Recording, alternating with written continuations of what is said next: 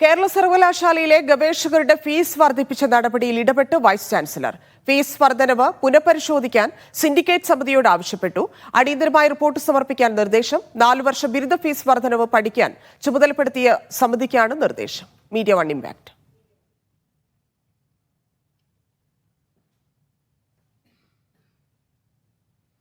ഗോപാൽ ശീല സനൽ ചേരുന്നുണ്ട്. ഗോപാൽ, എങ്ങനെയാണ് വൈസ് ചാൻസലറുടെ ഇടപെടൽ?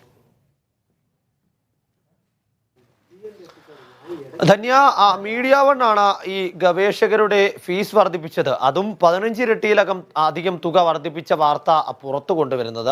ഇത്രയും നാളും ഉണ്ടായിരുന്നതിൽ നിന്നും ഒരു തരത്തിലും ചിന്തിക്കാൻ പറ്റാത്ത തരത്തിലേക്കുള്ള വർധനവായിരുന്നു അപ്രതീക്ഷിതമായി കേരള സർവകലാശാലയിലെ ഗവേഷകർക്ക് മേൽ സർവകലാശാല അടിച്ചേൽപ്പിച്ചത്. കഴിഞ്ഞ 20-ാം തീയതിയാണ് ഇത് സംബന്ധിച്ച ഉത്തരവ് പുറത്തിറക്കിയത്. നേരത്തെ പാർട്ട് ടൈം റിസർച്ച് സ്കോളർമാർക്ക് വർഷം 795 രൂപ റിസർച്ച് ഫീ ആയി അടക്കേണ്ടിയിരുന്നിടത്ത് ഇനി മുതൽ മാസം 1000 രൂപ വീതം വർഷം 12,000 രൂപ അടയ്ക്കണം എന്നതായിരുന്നു ഉത്തരവിന്റെ ഉള്ളടക്കം. 2ാം കാറ്റഗറിയിൽ റിസർച്ച് ഫീ ആയി 1260 രൂപ വർഷം നൽകേണ്ടിയിരുന്നിടത്ത് അത് 1500 ആയി ഉയർത്തി വർഷം 18,000 എന്ന തരത്തിലേക്ക് കുത്തനെ കൂട്ടുകയായിരുന്നു. വിദ്യാർത്ഥികളെ സംബന്ധിച്ചിടത്തോളം ഈ പാർട്ട് ടൈമായി റിസർച്ച് നടത്തുന്നവർ ഭൂരിഭാഗവും അധ്യാപകരാണ്. പല സ്ഥാപനങ്ങളിൽ ഗസ്റ്റ് ലെക്ചർമാരായിട്ടോ അല്ലെങ്കിൽ താൽക്കാലിക അധ്യാപകരായിട്ടോ ഒക്കെ ജോലി ചെയ്യുന്ന അധ്യാപകരാണ് ഭൂരിഭാഗവും ഇത്തരത്തിൽ ഒരു പാർട്ട് ടൈം റിസർച്ച് സ്കോളേഴ്സായി മുന്നോട്ട് പോകുന്നത്. അവർക്ക് വലിയ ബുദ്ധിമുട്ടുണ്ടാക്കും എന്നതായിരുന്നു പ്രധാന പ്രശ്നം. ഈ വിഷയത്തിൽ ഇപ്പോൾ മീഡിയ വൺ വാർത്ത ശ്രദ്ധയിൽപ്പെട്ടതോടുകൂടി ഇടപെട്ടിരിക്കുകയാണ് കേരള സർവകലാശാലയുടെ വൈസ് ചാൻസലറായ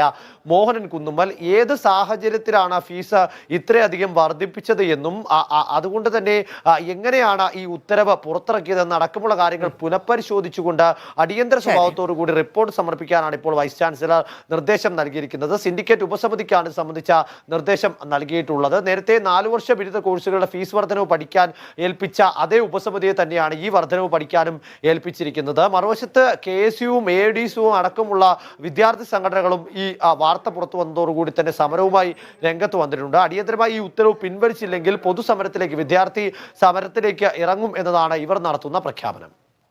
ശരി ഗോപാൽ.